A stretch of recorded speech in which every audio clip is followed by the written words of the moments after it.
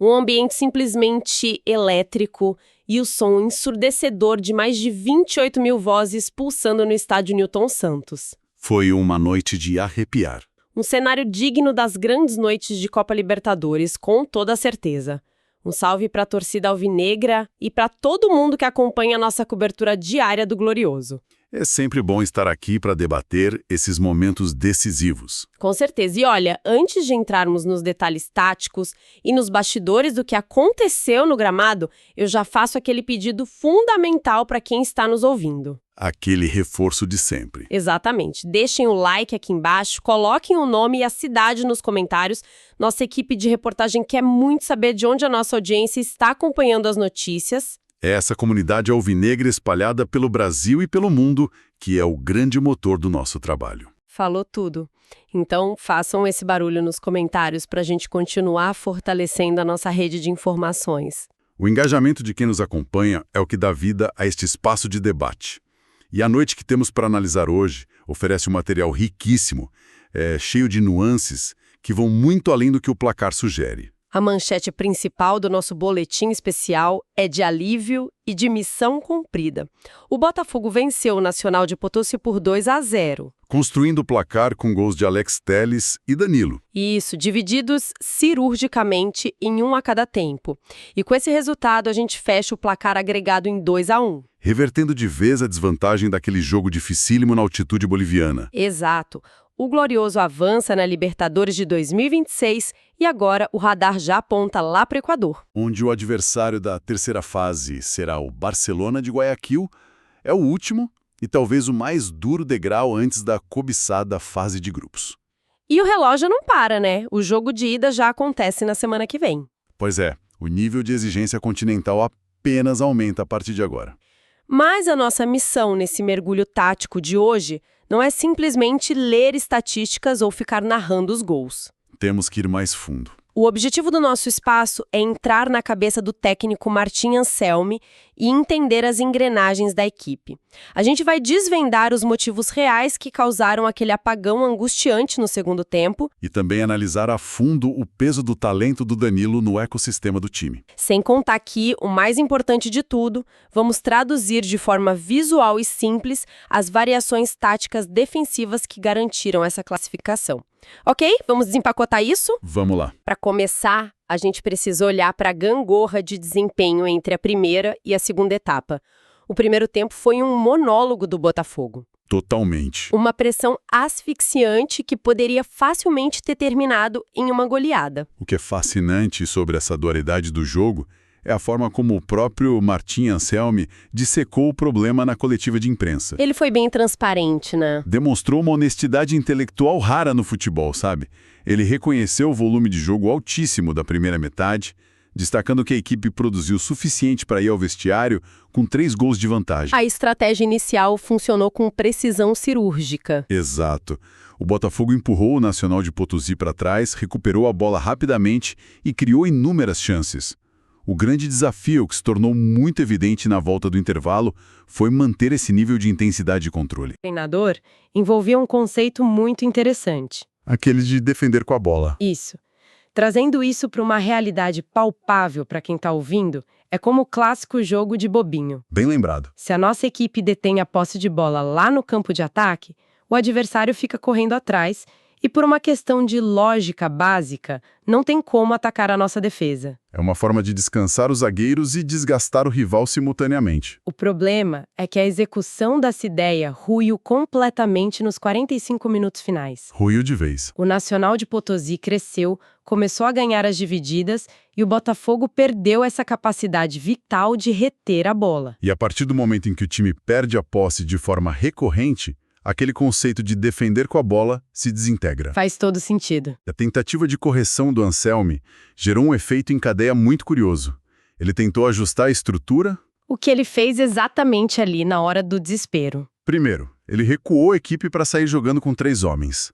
Depois, tentou colocar mais um jogador no setor de meio-campo para reconquistar a superioridade numérica. Para estancar sangria, digamos assim. Justamente. Só que o desdobramento prático disso, admitido por ele mesmo com muita franqueza, foi um acúmulo excessivo de jogadores na última linha de defesa. Ou seja, em vez de criar um muro intransponível, essa superlotação na defesa gerou uma desorganização gigante. Virou bagunça. É como tentar colocar móveis demais em uma sala pequena. As pessoas começam a trombar umas nas outras. A analogia é perfeita. O Anselmi usou exatamente a palavra confusão. Confusão.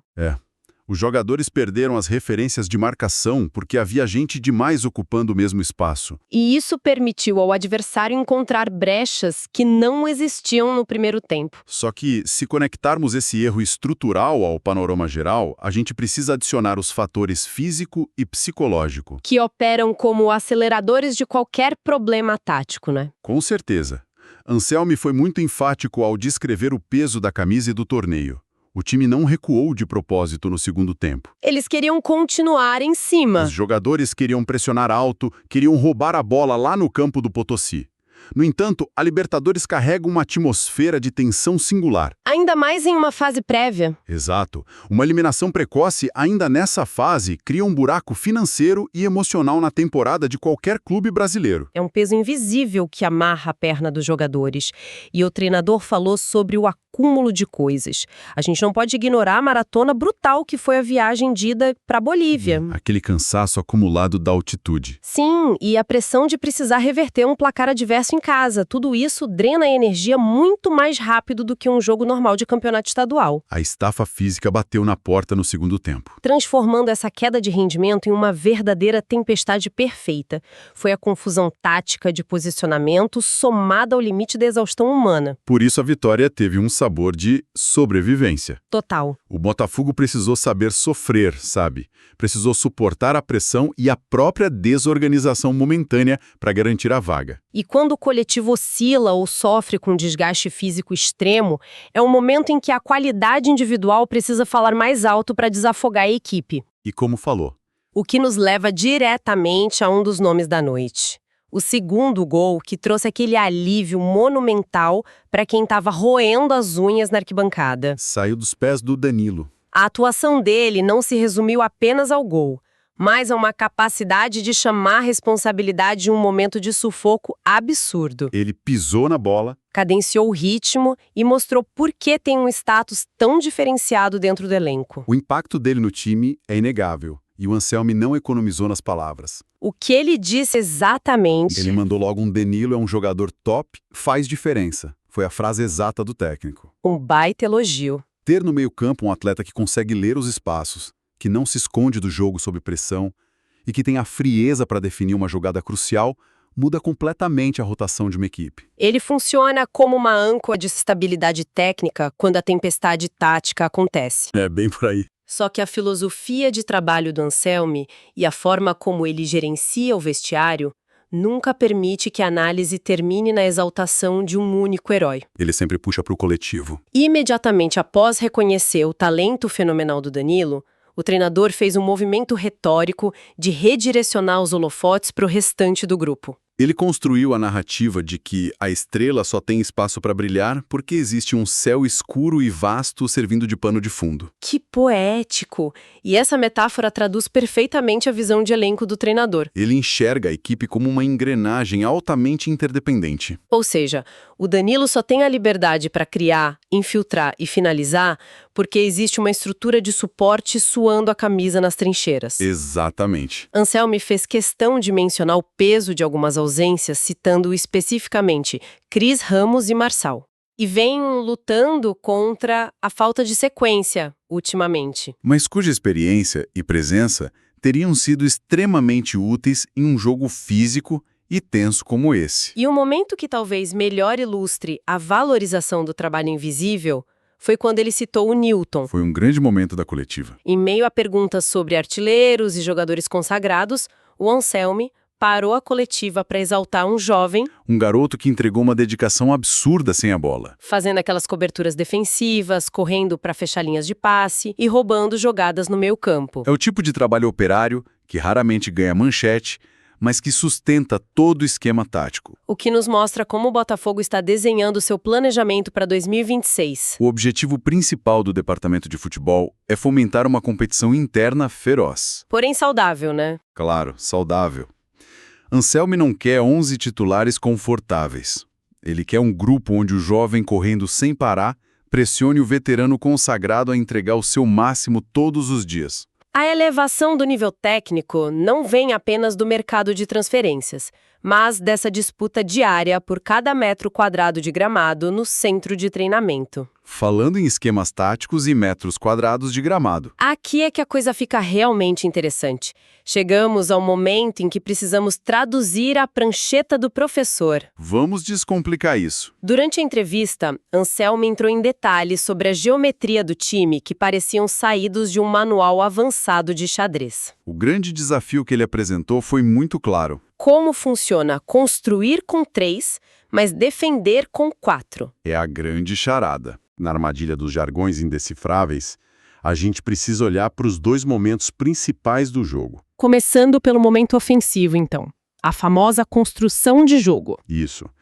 Quando o goleiro ou os zagueiros do Botafogo iniciam a transição, lá do campo de defesa, Anselmi escolheu posicionar 3 homens nessa primeira linha. E qual justificativa para essa escolha? Puro controle de danos. Como assim? O Nacional de Potosí se desenhou com uma linha de 5 defensores, esperando qualquer erro para lançar bolas longas nos contra-ataques. Certo. Se o Botafogo iniciasse as jogadas com apenas 2 zagueiros tradicionais e por um infortúnio perdesse a bola no meio-campo, Os atacantes bolivianos teriam um verdadeiro latifúndio para explorar. teria uma via expressa direto para o gol. Então, construir com 3 é criar uma rede de segurança mais larga. Exato. É garantir que, na eventualidade de um passe errado, exista uma cobertura numérica suficiente para atrasar o contra-ataque adversário até que os meias consigam recompor a marcação. É atacar sabendo que as portas dos fundos estão trancadas. Mas a complicação matemática surge no momento sem a bola, o momento defensivo puro. Se você já deslocou um jogador extra para a saída de bola, Seja um volante ou um lateral ajudando permanentemente os zagueiros, o seu cobertor encurta nas beiradas do campo. a matemática simples do futebol. E o Anselmi precisava de uma equipe que se defendesse não com 3, mas com uma linha clássica de 4 para bloquear as pontas. E como ele resolveu isso? A peça-chave, o verdadeiro camaleão tático que fez esse sistema funcionar no primeiro tempo, atende pelo nome de Matheus Ponte. A função que o Matheus exerceu exigiu uma leitura espacial impressionante. Demais. Quando o Botafogo tinha a bola, ele muitas vezes se juntava à base da jogada. Ou fechava pelo meio, criando aquela linha de 3 na construção. Mas no exato milissegundo em que a equipe perdia a posse, ele precisava engatar a marcha ré, E se acoplar à linha defensiva como a última peça de um quebra-cabeça. transformando a estrutura do time para defender de forma sólida, variando muitas vezes o formato do meio-campo para criar um 4-3-3 compacto ou até espelhar 2 linhas fortes, formando um 4-4-2. Essa fluidez exige um desgaste físico monumental. E um foco cognitivo ininterrupto. Anselmi preparou esse sistema híbrido justamente porque tinha muito pouca informação sobre como o rival atuaria, visto que o calendário do campeonato boliviano estava parado. Ele precisava de um time adaptável a qualquer cenário. Além disso, essa estrutura cautelosa teve um propósito muito claro que foi proteger a juventude da linha de defesa, Esse é um ponto vital da montagem do time. O Justino, por exemplo, o fazendo a sua estreia absoluta em um jogo de Copa Libertadores. o Ítalo também estava em campo ganhando minutagem em um jogo eliminatório de altíssima voltagem.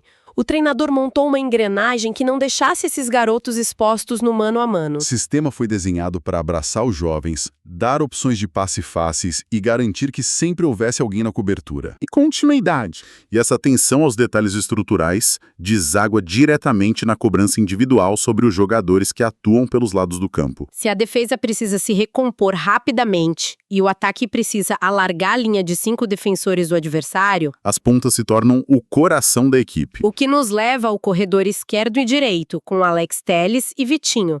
O Telles encontrou o caminho das redes e abriu o placar com uma participação fundamental. Mas a exigência física imposta pelo esquema do Anselmi a esses jogadores de beirada é comparável à de uma maratona. Eles precisam atacar a linha de fundo adversária e, segundos depois, compor a defesa para não deixar o time desequilibrado. E a dinâmica mudou ao longo da partida. O plano original era ter os dois abrindo o campo o máximo possível, mas o jogo forçou ambos a entregarem uma contribuição defensiva gigantesca. O que impressiona na análise do treinador sobre esses jogadores, especialmente em relação ao Vitinho, é o nível de profundidade técnica das conversas de bastidores. O Anselmi pintou um retrato do Vitinho que muita gente desconhecia, né? Sim, o de um estudioso do futebol, um verdadeiro nerd tático. Ele basicamente o descreveu como um devorador de táticas. Alguém que consome vídeos e adora debater os mecanismos silenciosos do jogo. Para um técnico com um perfil metódico do argentino, ter um atleta assim é um atalho inestimável para aplicar conceitos complexos. Eles passam horas na sala de vídeo, ajustando os milissegundos das jogadas. A grande obsessão da comissão técnica agora é aperfeiçoar a forma como o Vitinho ataca a profundidade. Que é aquele momento em que ele lê a linha de impedimento da defesa adversária e dispara no espaço vazio nas costas do lateral. E o Anselmi revelou que isso às vezes gera até uma frustração genuína no jogador durante as partidas. Por que gera frustração? Porque a movimentação sem a bola é uma arte de sincronia. O Vitinho lê a jogada, arranca em velocidade no momento matematicamente perfeito, Quebra a linha adversária. mas muitas vezes o companheiro de equipe que está com a bola no pé não percebe a movimentação a tempo de fazer o lançamento. A bola simplesmente não chega. Por isso, as sessões de vídeo promovidas pelo treinador não são apenas para o Vitinho corrigir os próprios movimentos. São também para educar o olhar do restante do meio-campo, ensinando a antecipar e premiar essas corridas. O Vitinho é um pacote completo para o modelo do Botafogo. Sabe cruzar, atacar o espaço e defender com rigor. Ainda no terço final do campo, e enfrentando esse grande bloqueio que os bolivianos montaram, tivemos a atuação de Matheus Martins. Existe sempre aquela ansiedade externa, uma cobrança invisível para que o atacante deixe a sua marca e faça o gol. Só que a avaliação da comissão técnica vai em uma direção de muita calma, analisando como ele enfrentou uma linha defensiva tão povoada. A paciência é a virtude exigida nesse cenário, não é? Sem dúvida. O Anselmi explicou didaticamente que desarticular uma linha de 5 defensores é uma tarefa ingrata. Os espaços são minúsculos e qualquer toque na bola precisa ser perfeito. A instrução central para o Matheus Martins foi agir com tranquilidade. O treinador fez elogios muito contundentes ao fato de que o atacante soube escolher as batalhas certas. Agredindo a profundidade apenas quando a janela de oportunidade se abria de fato. E entregando uma dedicação imensa na recomposição defensiva. O que a comissão técnica está comunicando para ele e para quem acompanha o clube é simples. O gol será consequência natural de um processo bem executado. Se ele continuar cumprindo os mecanismos táticos e lendo o jogo com inteligência, a bola na rede é apenas uma questão de tempo. E enquanto o ataque lida com a ansiedade de marcar gols, a situação lá atrás, debaixo das traves do Glorioso, também gerou bastante debate. A ausência de Neto na lista de relacionados chamou atenção, abrindo espaço para analisarmos como está a concorrência pela meta alvinegra. O recado enviado por Martim Anselmi a todo o elenco foi cristalino e direto. A titularidade não é um cargo vitalício para nenhum atleta no Botafogo atual. A meritocracia diária é a única lei que dita as escalações. O caso do Léo Link ilustra isso com perfeição. O goleiro viajou antecipadamente para a Bolívia, enfrentou todo o desgaste da aclimatação, treinou intensamente e a comissão técnica considerou justo recompensar esse esforço, dando a ele a responsabilidade e a oportunidade de jogar contra o Potosí. Mas ao mesmo tempo em que dá moral para o Léo, ele faz questão de manter o Raul aceso na disputa. Lembrando da atuação extremamente segura que o goleiro teve contra o Boa Vista pelo campeonato estadual. A mensagem é que a porta está aberta. É uma concorrência contínua, uma página em branco a cada semana, onde quem se destaca no campo de treinamento veste a camisa nos jogos oficiais. Essa soma de fatores cria uma fotografia muito interessante do atual estágio da equipe. O Botafogo carimba a vaga para a terceira fase da Libertadores, trazendo na bagagem não apenas o resultado matemático. Mas um portfólio de lições aprendidas. A equipe foi submetida a uma prova de fogo real. Lidou com a montanha-russa emocional da altitude, Superou um apagão tático perigoso no segundo tempo diante de sua torcida contou com a frieza de talentos individuais para resolver a partida. e sustentou tudo isso em uma engrenagem coletiva que suporta as adversidades.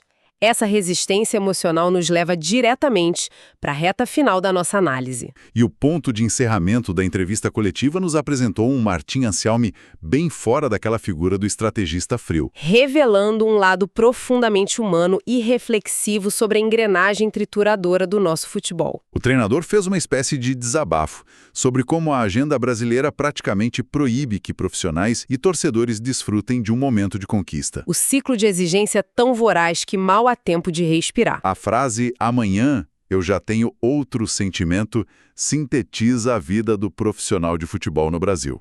Ele tratou a classificação suada como um pequeno respiro, um presente para coroar todo o trabalho invisível e o desgaste logístico assombroso que o grupo enfrentou ao viajar para os Andes. Ele reconheceu o valor da alegria da torcida alvinegra, que lotou o estádio. No entanto, ele próprio admitiu ser prisioneiro de um perfeccionismo quase doentio. No meio do êxtase da classificação e da celebração, o cérebro dele já estava repassando os vídeos das falhas de posicionamento defensivo do segundo tempo, Angustiado com o que precisa ser ajustado e lapidado antes do embarque para o Equador, É a sina do esporte de alto rendimento, onde a linha de chegada de um desafio é apenas a linha de largada do próximo. Bom, pessoal, antes de colocarmos um ponto final neste nosso mergulho tático aprofundado nas notícias do Glorioso, eu volto a vestir a camisa da reportagem para lembrar mais uma vez: não esqueçam do nosso pedido. não saiam daqui sem deixar o like. Coloquem o nome e a cidade de quem está nos ouvindo nos comentários. Essa interação, esse senso de comunidade que nós construímos junto com a torcida é a base que fortalece e impulsiona o nosso trabalho a alcançar cada vez mais alvinegros, levando informação de qualidade. E para coroar a nossa análise de hoje, eu deixo uma provocação final para nossa audiência matutar ao longo dos próximos dias. Manda ver. O Martin Anselmi verbalizou com clareza admirável que a equipe sofreu um colapso de desorganização no segundo tempo, em grande medida pelo acúmulo de variáveis e pela tensão brutal que uma fase eliminatória de Libertadores injeta no campo. Diante disso, a grande questão que paira no ar é: Qual? se o impacto emocional de um duelo de fase prévia já foi suficiente para desordenar um time construído à base de estudo, vídeo e geometria tática, como a prancheta de Anselmi, tão dependente da perfeição, vai suportar o caos indomável e a pressão asfixiante se o Botafogo avançar aos temidos mata-matas contra os gigantes do continente. Em uma competição como a Libertadores, até que ponto a organização tática consegue conter a força do imponderável?